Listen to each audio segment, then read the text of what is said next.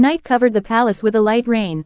Lanterns swayed, reflecting the shadows of 5 ninja assassins moving silently across the wooden roof. They had one target: Princess Aiko, heir to the throne. Inside the pavilion, Princess Aiko knelt in prayer. She knew that tonight would be her death. But fate came with slow footsteps. In the palace's rock garden, a wandering samurai stood beneath an ancient pine tree. His name was Takeda Ryu, a ronin devoted not to gold but to honor. As the wind carried the scent of iron and murderous intent, his hand reached for the hilt of his katana. One ninja jumped down. Takeda slashed once. The body fell soundlessly. The other 4 attacked simultaneously. Shuriken flashed, short swords stabbing from the shadows. Takeda spun, parried, and stepped forward. Blood soaked the white gravel of the garden. 2 ninja fell. One tried to flee, Takeda's katana piercing his back. The final ninja slipped into the pavilion, raising his sword to the princess's neck. Enough, Takeda said calmly. The glint of steel. Silence. Princess Aiko was saved. She bowed deeply, tears falling to the wooden floor. My honor belongs to this country, Takeda replied when the princess offered him gold. By dawn, the samurai was gone. All that remained was a trail of blood, and the story of a sword that refused to let justice die in the rainy night.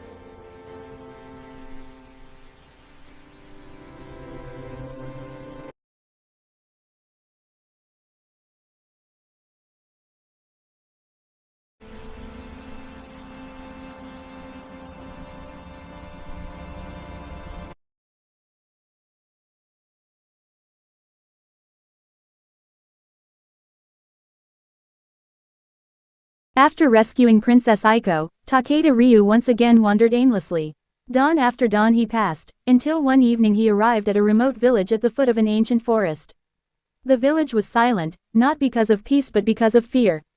That night, Takeda saw torches lit in the town square. The villagers gathered with their heads bowed. Among them stood a virgin girl, her hands tied, her face pale but resigned. "This is custom," an old man whispered. "Every month, one life for the old demon inhabiting the forest." Takeda clenched his fists. He knew the stench of injustice was just as foul everywhere. As the moon rose high, the procession moved toward the forest. But before the girl could go any further, Takeda stood before them. "Not tonight," he said quietly. "If the demon wants a life, let it take it from me." The villagers fell silent. Takeda cut the girl's rope and told her to return to the village. Then she walked alone into the forest where the ancient trees whispered and shadows lingered longer than light.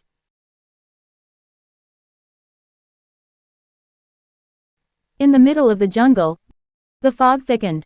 A hoarse laugh echoed. The old demon appeared, hunched over, with red eyes, then transformed into a giant wolf. A moment later, it became an old man in a robe, then a black snake slithering across the ground. Each form carried a different terror. "Foolish humans," it hissed. "I have devoured generation after generation." Takeda drew his katana. "And tonight," he replied calmly, "you stop." The fight broke out. Claws, fangs, and illusions struck from every direction. The demon shifted, trying to obscure reality. But Takeda closed his eyes, remembering his master's teachings: a true sword cuts through lies. As the demon transformed into Takeda's own shadow, he struck without hesitation. The katana pierced the core of the darkness. Screams shook the forest. The demon's body rotted, then crumbled to ash blown away by the night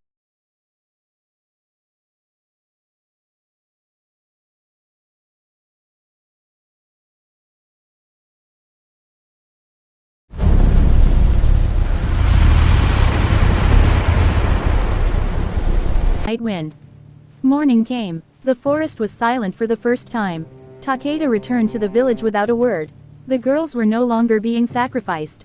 The villagers found only footprints leading to a distant path and a new legend of a wandering samurai who slew fear itself.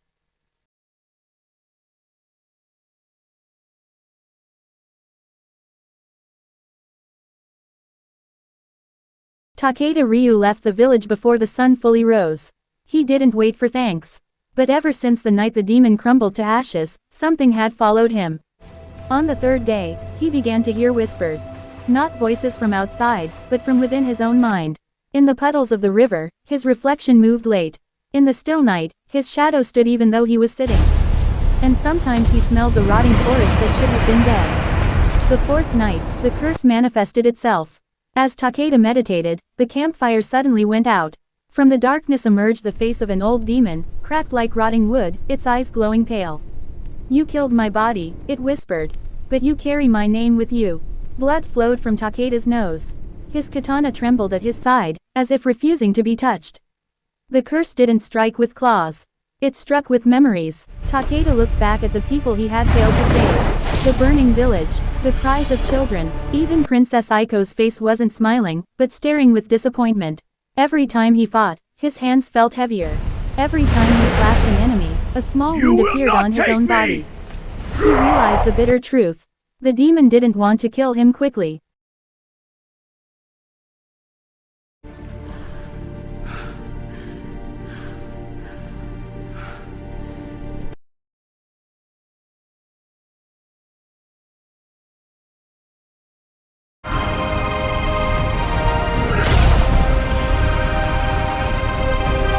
It wanted Takeda to live until his honor crumbled. In an old mountain temple, Takeda finally knelt. A blind monk listened to his story and then said quietly, "You're not cursed for killing the demon. You're cursed for killing him alone. The curse is tied to loneliness. To break it, Takeda must do the most difficult thing for a Ronin. To let others walk with him and to accept that honor isn't just a solitary burden." In the distance, the shadow of the demon smiled. The hunt isn't over.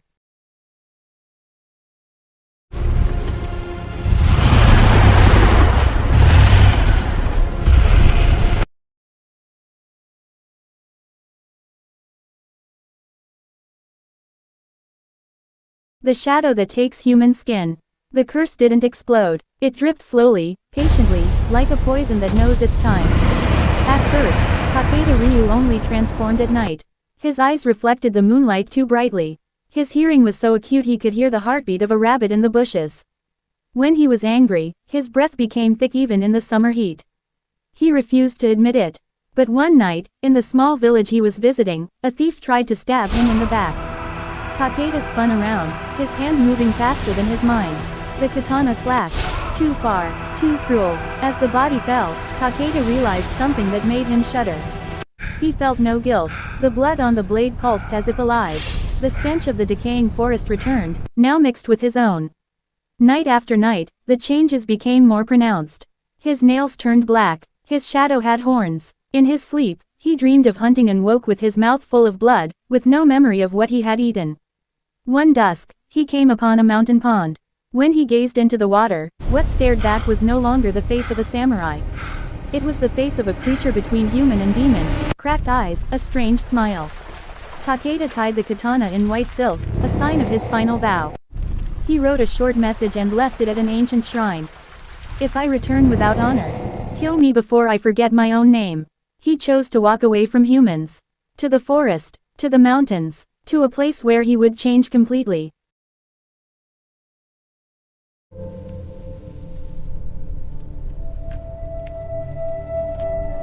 The student who challenged the shadow. His name was Hiro. He was still too young to call himself a samurai, his sword was simple, his steps were not yet perfect. But one thing never wavered, his faith in the Takeda Ryu.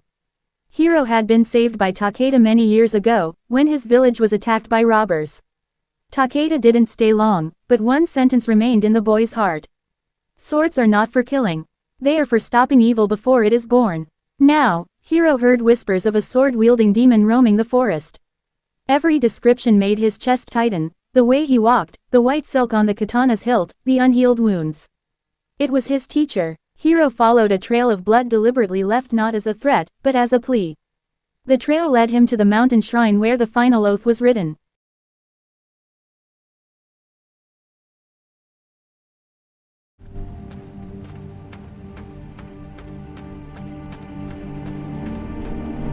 As night fell, Takeda appeared. His body was hunched, his eyes glowing pale. His shadow had horns. When he drew his katana, the ground around him froze. "Go," Takeda hissed. His voice was twofold. "If I attack, I will not stop." Hiro trembled but stepped forward. "I did not come to fight," he said. "I came to remind you who you are." Takeda laughed, a demonic voice infiltrating the human tone. He attacked. Hiro didn't parry. He dropped his sword. The blade of Takeda's katana stopped just inches from his student's neck. Hiro lifted the white silk from the hilt, still stained with blood, and unfolded it. Inside was an old inscription, scrawled by Takeda's own hand. "If one day I forget my honor, remind me with your life if necessary." Takeda's body trembled. His shadow struggled. The demon's screams filled the temple. The curse couldn't be cut with steel, it cracked with the bonds. Hiro knelt and touched his forehead to the ground. "If this curse needs a replacement," he said quietly, "take me. But let my teacher remain human." The wind stopped. The shadow screamed and split. The demon ripped from Takeda's body like black smoke, disappearing into the night. Takeda collapsed. His body returned to a pale human, weak but alive. As dawn touched the temple, Hiro sat beside his teacher. Takeda opened his eyes. "Hiro." His voice was fragile. Hiro smiled, crying. The legend had changed. No longer about a samurai who nearly became a demon, but about a student who saved his teacher's honor. Without drawing his sword.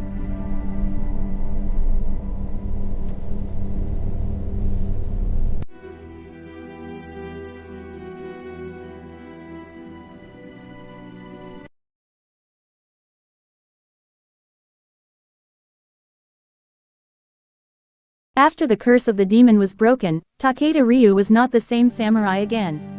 He was quieter, more cautious, but no longer walked alone. At his side was Hiro, a young student who had chosen to follow his master not for the sword, but for the lessons of life. Dire news brought them across the sea to China.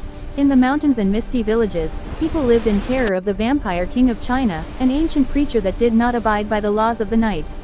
He attacked women and children even in broad daylight, when humans were most unguarded. Some of the villagers who were bitten turned into semi-conscious vampires, forced to hunt their own neighbors and family. Takeda and Hiro arrived at a village half empty, half locked up. The smell of old blood mixed with incense filled the air. "They didn't fight," Hiro whispered in horror. "They were hunted," Takeda replied coldly. As the sun was directly overhead, screams erupted. The vampire king arrived cloaked in black, his skin pale like cracked jade, his eyes a fiery red. Behind him, the transformed villagers followed like living shadows. A mother cradled her child, cornered in the temple courtyard. Takeda moved faster than fear.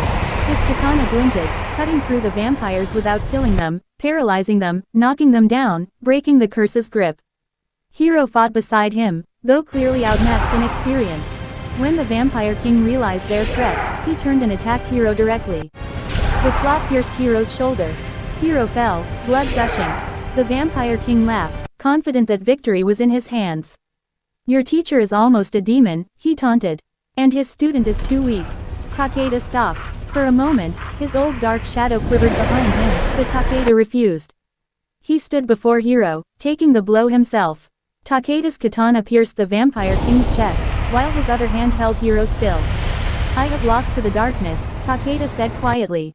"And I will not lose again." With one final slash, the vampire king's power core shattered. The village vampires collapsed. Humans returned, alive, weeping.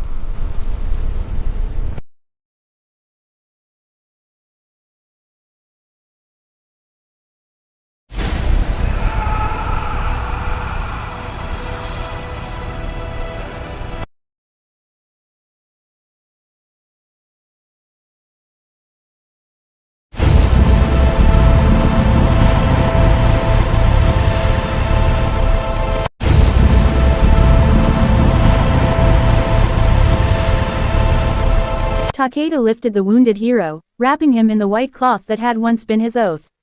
"You haven't finished learning," he said calmly. Hiro smiled weakly. "I know, master." As the sun set behind the Chinese mountains, two figures walked out of the village, one carrying a sword, the other a wound. And so a legend spread across the land. Of the samurai from the east and his apprentice, who braved the darkness not with hatred but with courage to protect the weak, even in the light of the sun.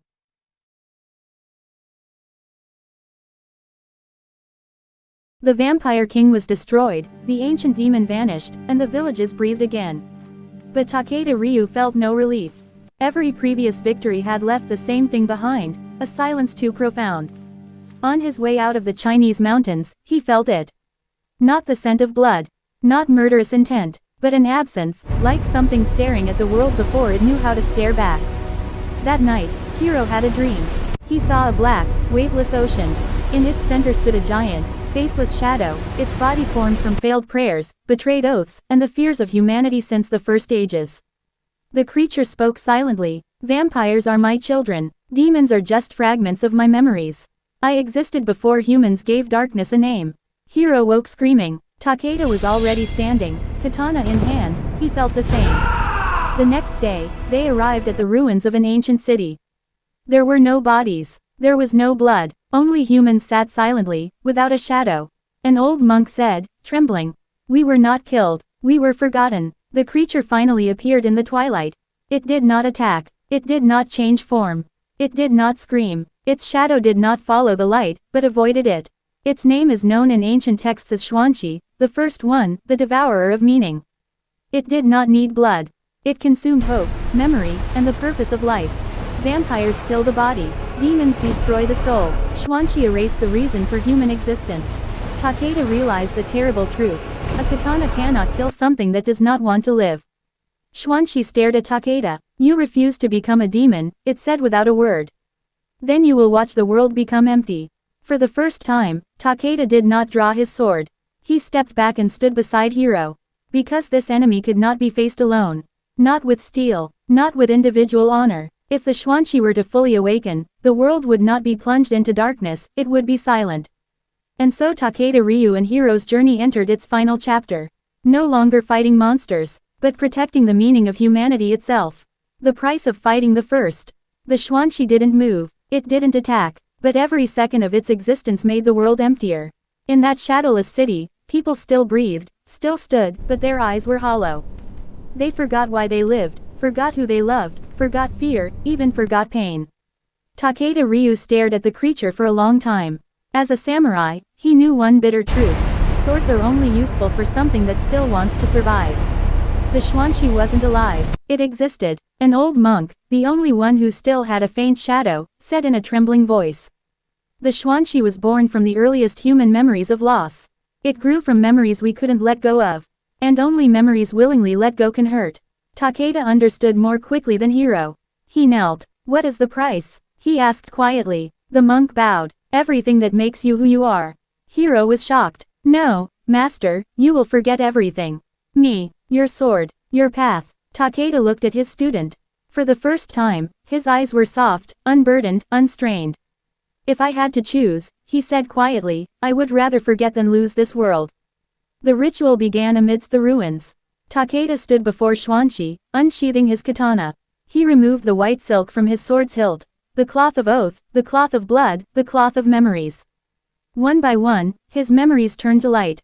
He forgot Princess Aiko's face. He forgot the voice of the village he once saved. He forgot the night when he nearly became a demon. He forgot his own name. Xuanqi groaned for the first time. Because that creature feeds on meaning that is held. Not meaning that is willingly sacrificed. As the last memory of a boy named Hiro who refused to give up was about to escape, Hiro shouted. Teacher, if you forget me, I will remember you for both of us. Takeda smiled. Then it was empty. The light exploded silently. The Xuanqi split, not shattered, but dissolved, like a shadow that has lost its sun. The city was once again shadowed. Takeda Ryu collapsed. When he opened his eyes, the world felt new. He didn't know who he was.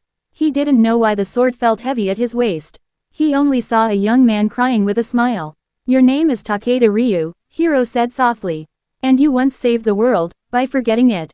Takeda nodded slowly. If that were true, he wouldn't need it to live today. And so the legend ended not with victory, but with a silent beginning. A man without a past. And a student who chose to become a memory for both of them.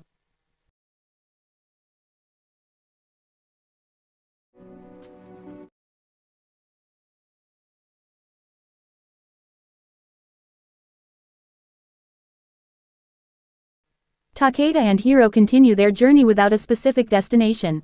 For Takeda, the world is a series of new days without a past. For Hiro, every step is an effort to preserve the meaning that once existed.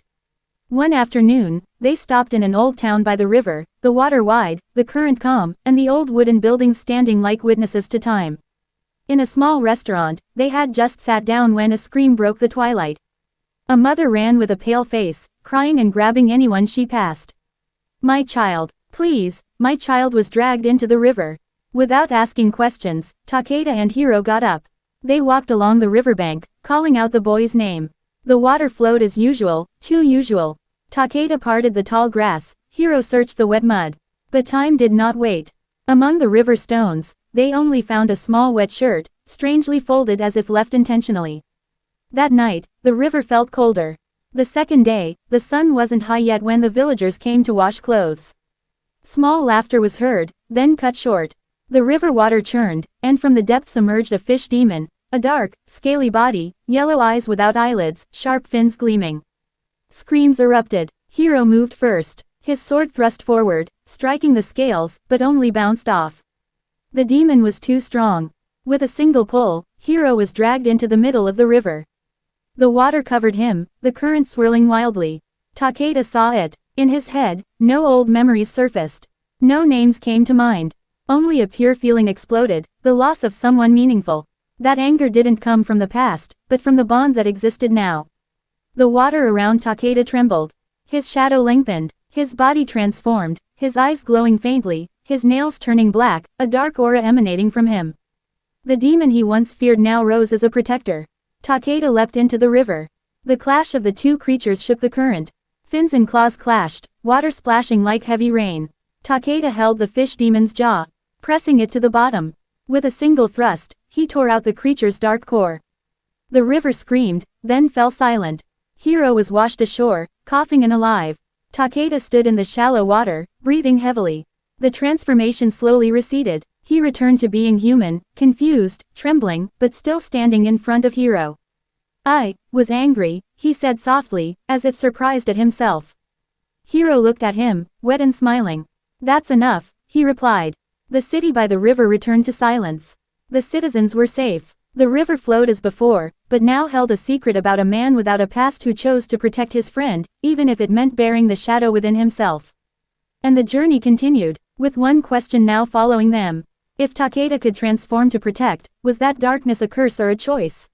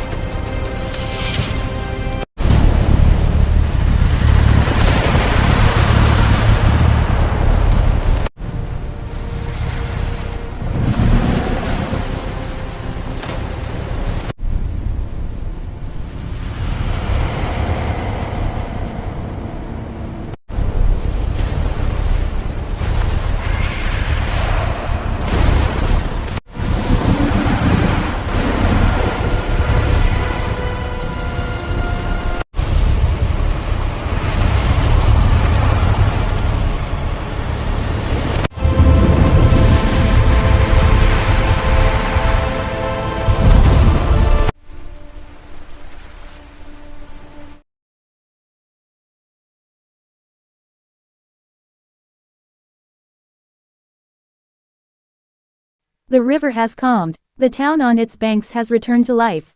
But far away, in places untouched by prayer and light, something awakens. Takeda Ryu doesn't realize it at the time.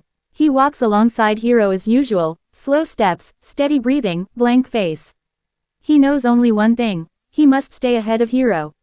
But the change that awakens in the river doesn't completely disappear. It leaves a trace, not a footprint, not the scent of blood, but the scent of existence, a mixture of pure rage, sacrifice, and a darkness that wouldn't consume its owner. In ancient forests, the demons stopped hunting. On misty mountains, night creatures turned in the same direction. In swamps and ancient graves, something whispered, "That's not human, that's not a demon, that's a survivor." A fox demon that had lived for hundreds of years smelled the wind and trembled. A shadow giant closed its only eye, reluctant to face the source of the scent. Even the calm water spirits now hid in the deepest depths. Because the scent told one dangerous thing. There are humans who can enter the darkness and return. One particular night, Hiro awoke to find Takeda standing, staring into the darkness. "Do you smell something?" Hiro asked quietly. Takeda shook his head. "I felt like I was being watched." And it was true. The demons didn't come all at once. They watched. One followed from a distance. One tested with nightmares. Another murder in another village, just to see if Takeda would come. Takeda didn't remember who he used to be. But the world of darkness began to remember what he did. He became a sign. 2 humans, an unsolicited protector. 2 demons, an incomprehensible threat. To something older than both, a challenge. Hiro finally understood, and his heart was heavy. "Master, they will come because of you." Takeda stared at him for a long moment, then said quietly, "Then let's not stop walking." But in the distance, from a place that still had no name, something large smiled facelessly. For Takeda's scent was no longer a hunting call, but an invitation to war. And their journey changed, no longer seeking trouble, but headed for the darkness itself.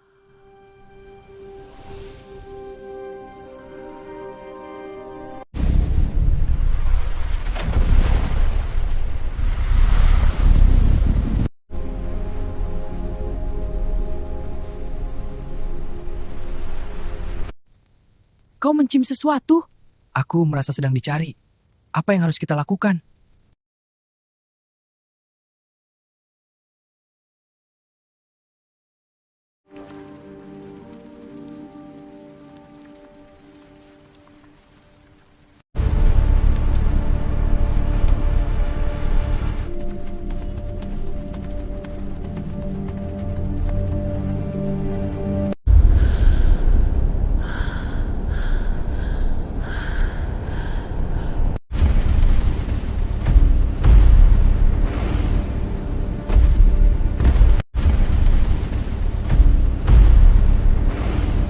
Guru, mereka akan datang kerana anda. Kalau begitu, kita jangan berhenti berjalan.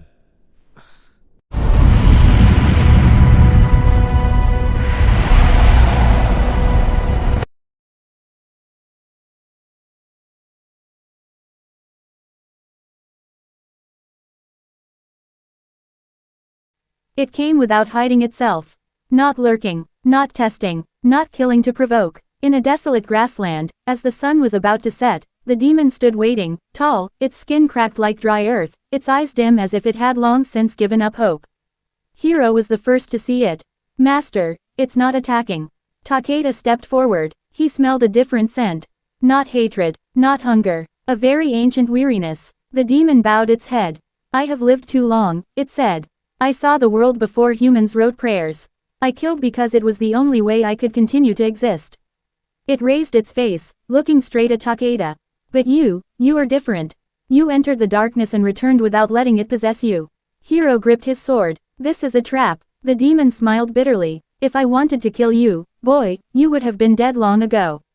He then knelt down. "I smell the end on you. So I came for only one thing." He opened his own chest, revealing a weakly pulsating black core. "Kill me." The wind stopped. The birds no longer flew. Takeda stood for a long time. He didn't remember his past, didn't remember old oaths or honor, but his body refused to move. "Why?" he asked softly. "Because I'm tired of being a wound to the world," the demon replied. "And I don't want to die by fear, fire, or hatred. I want to die by the hand of someone who still chooses to protect." Hiro shouted, "Master, no. If they know a demon can choose to die by your hand." Takeda nodded. He knew. This wasn't a victory. This was a sign. He drew his sword. There was no scream. There was no resistance. One clean cut. As the demon collapsed, its body didn't decay, but instead turned into dust of light, carried away by the twilight wind. The dead grass around it slowly turned green. Before disappearing completely, the demon whispered, "Others will come. Some want to test you. Some want to use you. And some want to die, because the world is too heavy." Takeda sheathed his sword. He didn't feel relieved. He felt chosen, and that was more terrifying. Hiro looked at his master with teary eyes. "Now, they will know." Takeda nodded slowly. "Then, we keep going." But far away in a place yet unnamed, something older than the demon opened its eyes. Because the first demon who chose to die was not the end, but the beginning of a trial that Takeda never asked for.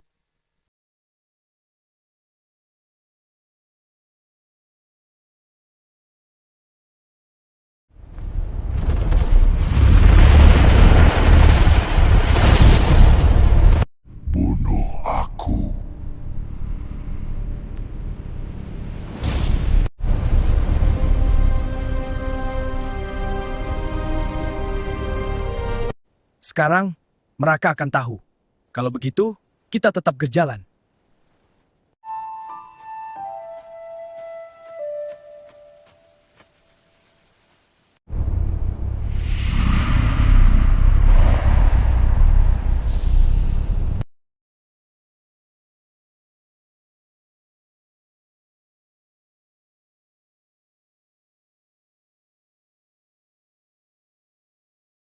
The demon appears with the knight, tall and slender, with curved horns like a broken crown, and gleaming black eyes that hold thousands of forgotten names. He kneels, not to die. I do not come to bring war, he says. I come to bring the throne. He raises his hand. Shadows rise from the ground, small demons, wild spirits, creatures that live in the gaps between worlds. They all bow. This world has always needed a dark king, he continues. Not a tyrant, not a predator, but a guardian of balance. He gazes deeply at Takeda. Demons kill out of hunger. Humans kill out of fear. You kill to protect. That's why the darkness desires you. Takeda didn't draw his sword. He didn't back down either. If I were your king, he asked quietly, what would I do? The demon answered without hesitation. Rule. Punish demons who transgress. Allow those who choose to die. Become the face of darkness, so humans don't have to see it. I don't want a world safe from fear, he said. I want a world that lives, even if it's in disarray. The demon fell silent. For the first time, the offer had failed. Takeda Ryu's refusal didn't make the darkness retreat. In a region far from Takeda and Hiro's footsteps, a black valley began to pulsate. There a false king of darkness arose, not chosen by balance, but seized by ambition. His name was Kurohane. He wasn't the oldest demon, nor the strongest, but he possessed one thing the others lacked, a hunger to rule. Kurohane had long watched Takeda from the shadows, smelling the same scent, but interpreting it as a sign of opportunity. If he were to refuse the throne, Kurohane told the assembled demons, then this world needs a king who would not hesitate. He raised a black crown forged from the bones of broken oaths. With that, he crowned himself. The fearful and hungry demons knelt, not out of respect, but out of threat. Under Kurohane's rule, the rules changed. Demons no longer hid. Villages were exploited. Prayers were twisted into tribute. Those who chose death were forbidden, for death was a lost tax. Kurohane claimed to be the guardian of balance, but all he guarded was fear. The news reached Hiro first. He read the signs. The uniform nightmares, the disappearing spirits, the villages silent not because of peace, but because of submission. Takeda and Hiro arrived in Kurohane's domain as the night was split by fire. The false king stood on his throne, tall, armed, and confident. He greeted Takeda with laughter. Their battle shook the valley. Kurohane was strong by power, Takeda held on by choice. When swords met, Takeda refused to transform into a demon, but when pressed, he transformed and defeated Kurohane. Kurohane fell, screaming not from pain, but from the loss of recognition. The surrounding demons fled, free from the imposed fear. But beyond that boundary, something older was writing his name again. Because each false king who fell brought the world closer to the final judgment. And Takeda Ryu continued to walk, without a throne, without a past. But always toward the place where darkness tried to reign.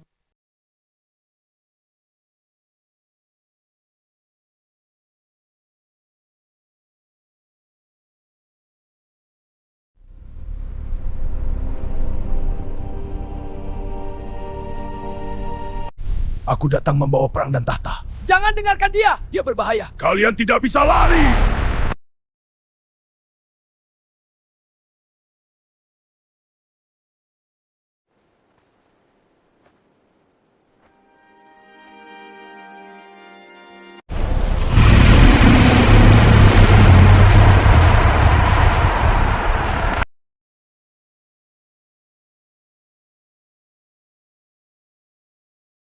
Aku tidak datang.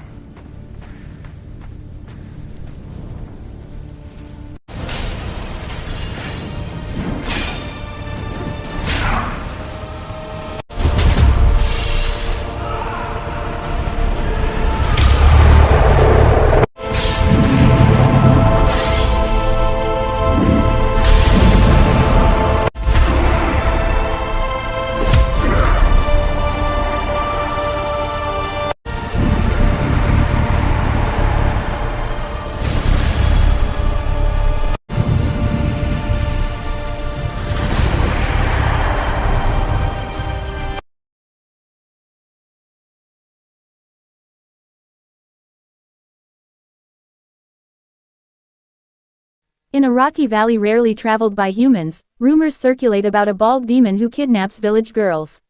He doesn't just kill them, he takes them to a cave in a black cliff, forces them into forced wives, and fathers many children of human blood and darkness.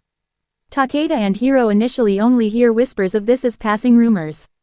But one afternoon, they see it with their own eyes. A village girl struggled on the shoulders of a tall, pale-skinned creature, its head gleaming bald, its body muscular and scarred. Its eyes were a dull yellow, devoid of guilt. Hiro immediately drew his sword. Hiro struck first. His sword grazed the demon's shoulder, but it didn't penetrate. Its skin was as hard as river stones. The demon retaliated with a single blow that sent Hiro flying. Takeda tried to fight like a human. He landed slash after slash, but it didn't hurt. The demon didn't even dodge. Takeda felt a familiar pressure on his chest. The transformation wanted to rise. He resisted. He didn't want to be a demon again. But when the bald demon grabbed Hiro and held him like a doll, Hiro's breath hitched. His shadow lengthened. The ground cracked. His body grew. His bones transformed. His skin darkened like living charcoal. His eyes glowed pale. He was a demon again. His own body grew. His muscles expanded. His bones lengthened. He transformed into a fanged giant, almost as tall as an ancient tree. Two giants collided. Their impact caused the cliff to crumble. Dust and rocks flew. Takeda grabbed the bald demon's hand and forced it to release Hiro. The boy fell, rolling away. The bald demon slammed into Takeda's chest. Takeda retaliated with a strong grip, his hand wrapped around his opponent's neck. They wrestled like a living storm. Takeda didn't scream. He didn't roar. He just choked. The more the bald demon fought, the tighter the grip became. Finally, the deep voice turned hoarse. "Stop. I surrender." Takeda held on. "I'll stop kidnapping, I'll transform, I'll follow you, become your vassal." Takeda let go. His body shrank back to human, breathing heavily, trembling. "I don't need vassals," he said quietly. "I'm not your king." The bald demon coughed, returning to his normal form. Just simple words. The bald demon nodded, afraid not of his strength, but of the limits Takeda had shown. Takeda and Hiro walked away. Hiro glanced at his teacher. The girl was finally returned to her home village.